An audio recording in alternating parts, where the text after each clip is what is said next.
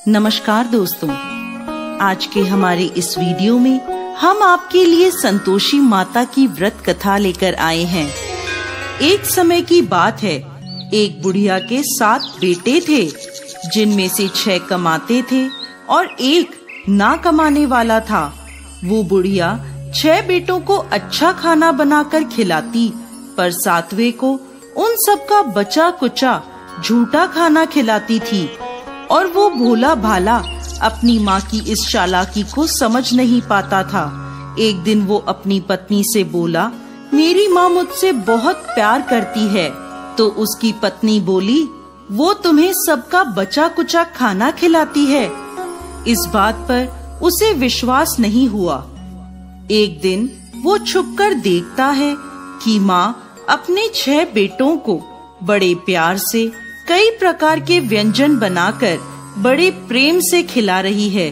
जब वो 6 खाना खाकर उठ गए, तब माँ ने उनकी थालियों से झूठन इकट्ठी करी और उसके लिए थाली में परोस कर रख दी। जब वो घर आया तो माँ अपने सबसे छोटे लड़के से बोली, खाना खा ले। वो बोला, माँ मैं भोजन नहीं करूँगा, मैं तो परदेश जा रहा हूँ। माँ बोली, कल जाता आज ही चला जा। वो घर से निकल गया और गौशाला में पहुंचा, जहां उसकी पत्नी गोबर के उपले थाप रही थी। अपनी पत्नी के पास गया और बोला, मैं परदेश जा रहा हूँ, कुछ समय के बाद आऊंगा। तुम संतोष से रहना और अपने धर्म का पालन करना। इस पर उसकी पत्नी बोली, स्वामी आप आनंद से जाइए, मेरी चिंता मत करें, मैं तो राम भरोसे यहाँ रह लूंगी। ईश्वर आपकी सहायता करे। अपनी कोई निशानी मुझे दे दीजिए, जिसे देखकर मैं धीरज करती रहूंगी। इस पर वो बोला, मेरे पास इस अंगूठी के सिवा कुछ भी नहीं है, तुम ये रख लो और मुझे भी अपनी कोई निशानी दे दो। वो बोली, मेरे पास तो कुछ भी नहीं है, बस ये गोबर से भरे हाथ हैं। ये कहकर उसने अपने पति की पीठ पर गोबर के हाथ की थाप मार दी। वो चल दिया। चलते चलते वो दूर किसी नगर में पहुंचा और एक व्यापारी की दुकान पर जाकर बोला, भाई मुझे नौकरी पर रख लो। व्यापारी को नौकर की जरूरत थी, तो वो बोला, ठीक है, लेकिन तनख्वाह तुम्हारा काम देखकर ही बताऊंगा। वो वहीं रहने लगा और सुबह 7 बजे से रात को 9 बजे तक नौकरी करने लगा। थोड़े ही दिनों में वो व्यापारी का सारा लेन देन और हिसाब किताब करने लगा। कुछ ही समय में सेठ ने उसे आधे मुनाफे का हिस्सेदार बना दिया। 12 वर्षों में वो नामी सेठ बन गया। इधर उसकी पत्नी को सास और जेठानियां बड़ा कष्ट देने लगी। उसे लकड़ी लेने जंगल में भेजती, भूसे की रोटी देती, फूटे नारियल में पानी देती। वो बड़े कष्टों से जीवन बिता रही थी। एक दिन जब वो लकड़ी लेने जा रही थी, तो रास्ते में उसने देखा एक मंदिर में कुछ औरतें व्रत कर रही हैं और कथा सुन रही हैं। तो वो पूछने लगी, ये क्या व्रत कर रही हो? इसे करने से क्या होता है और ये कैसे करते हैं? तब एक स्त्री बोली, ये संतोषी माता का व्रत है। इसे करने से मनवांछित फल प्राप्त होता है और गरीबी, मन की चिंताएं, मुकदमे, कलह, रोग आदि सब नष्ट होते हैं। संतान सुख, धन, शांति और मन पसंद वर मिलता है और दूर गए पति के दर्शन होते हैं। उन्होंने उसे व्रत की विधि बता दी। उसने रास्ते में सारी लकड़ियां बेच दी और उन पैसों से गुड़ और चना खरीद लिया और व्रत की तैयारी कर संतोषी माता के मंदिर में पहुंची और माता से दुखी होकर विनती करने लगी, माँ मैं अज्ञानी हूँ और बहुत दुखी हूँ, मैं आपकी शरण में हूँ, मेरा दुख दूर करो माँ।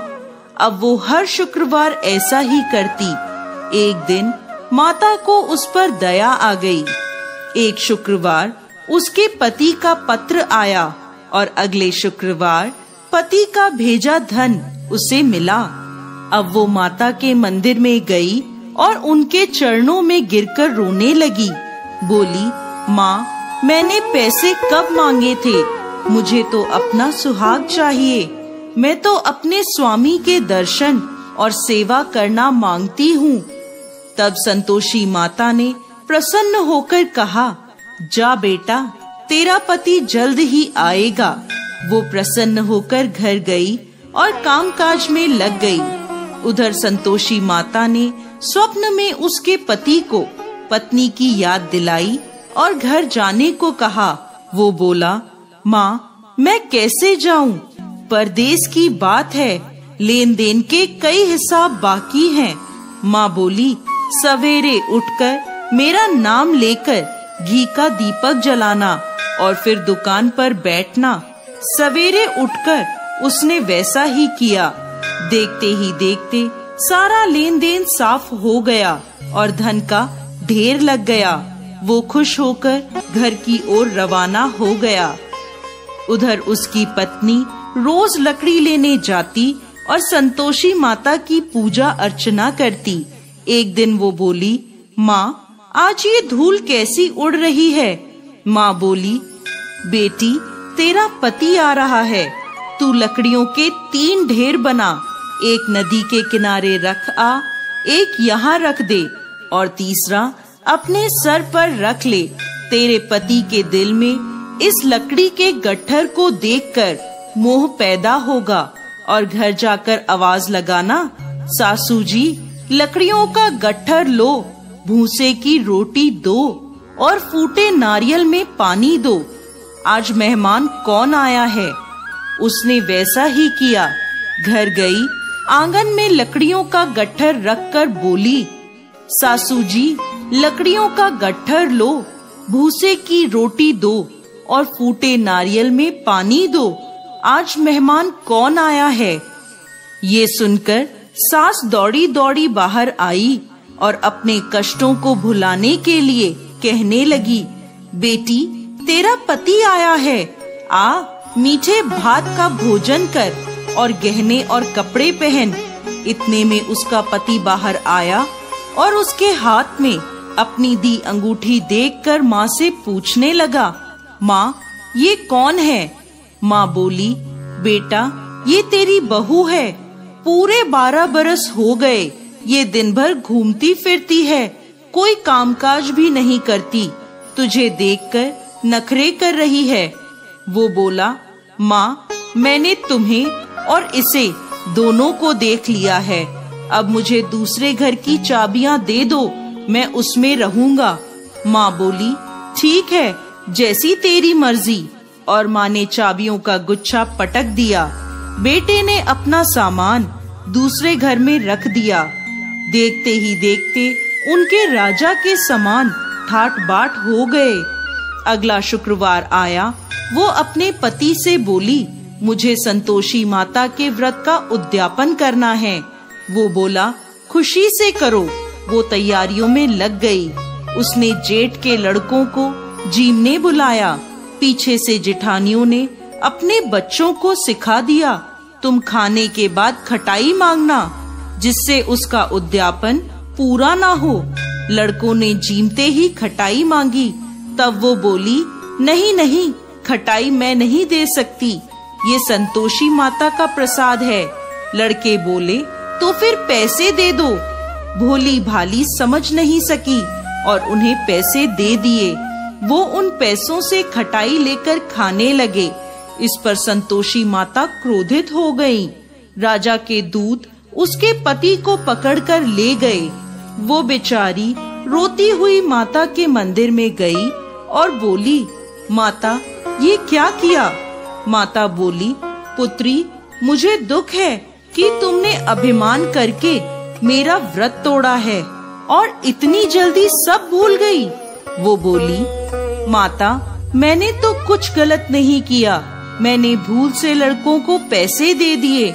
मुझे क्षमा करो, मैं दोबारा तुम्हारा उद्यापन करूंगी। माता बोली, जा, तेरा पति रास्ते में आता हुआ मिलेगा। वो चली गई। रास्ते में उसे उसका पति आता हुआ दिखा। उसके पूछने पर बोला, राजा ने मुझे मिलने के लिए बुलाया था। अगले शुक्रवार उसने फिर उद्यापन किया। जेठ के लड़कों को बुलाया। जेठानियों ने फिर उन्हें सिखा दिया। लड़के भोजन के पहले बोले, खटाई मिलेगी? तब वो बोली, खटाई नहीं मिलेगी।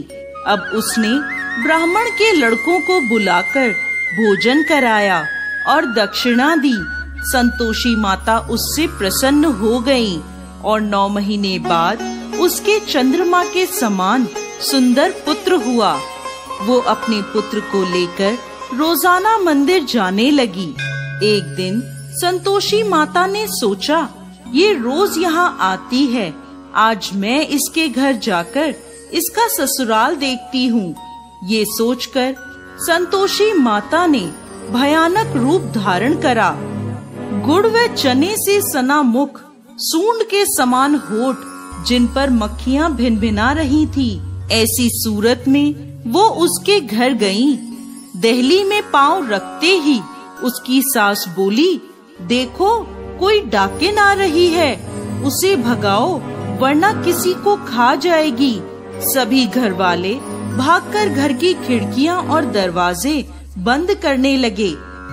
तभी उसने ऊपर की खिड़की से देखा तो वहीं से चिल्लाने लगी, आज मेरी माता मेरे घर आई हैं, आज मेरी माता मेरे घर आई हैं। उसकी सास बोली, पगली, किसे देखकर उतावली हुई है, बच्चे को भी पटक दिया। बहू बोली, माता जी, मैं जिन संतोषी माता का व्रत करती हूँ, ये वो माता हैं। ऐसा कहकर उसने सारी खिड़कियाँ और दरवाजे खोल दिए। सबने संतोषी माता के चरण पकड़ लिए और विनती कर कहने लगे, हे माता, हम मूर्ख हैं, अज्ञानी हैं, पापी हैं। आपके व्रत की विधि हम नहीं जानते। आपका व्रत भंग कर हमने बहुत बड़ा अपराध किया है। हे जगत माता, हमारा अपराध क्षमा करें। माता बहुत खुश हुई।